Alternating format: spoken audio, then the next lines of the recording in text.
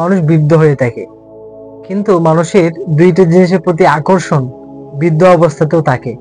রাসূল সাল্লাল্লাহু আলাইহি ওয়াসাল্লাম বলেন, ইয়াহরামু ইবনু আদম, ইবনে আদম বৃদ্ধ হয়, কিন্তু সে দুইটি জিনিসের প্রতি যুবক থাকে।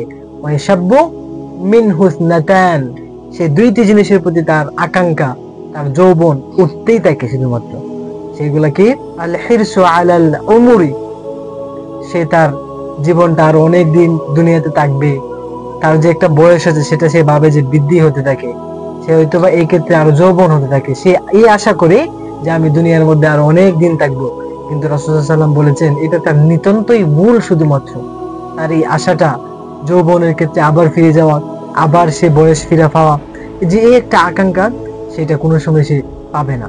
আরেকটা হচ্ছে ওয়াল হিরসু আলাল মাল, যে ধন সম্পদ ফিরে পাওয়া, ধন সম্পদ আমি আরো পাবো, আমার বয়স 70 হয়ে গেছে, এখনো আমার মনের আশা, আমার আকাঙ্ক্ষা যে আমার যদি আরো কিছু সম্পদ হতো, কিছু টাকা হতো।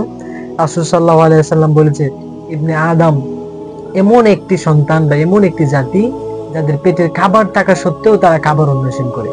তাদের তাদেরকে যদি একটি উহুদ সমপরিমাণ সম্পদ দেওয়া হয়, উহুদ পাহাড় সমপরিমাণ যদি সম্পদ দেওয়া হয়, তারপরেও তারা আশা করবে আরেকটা উহুদ পাহাড় সমান যদি তাদের সম্পদ দেওয়া হতো।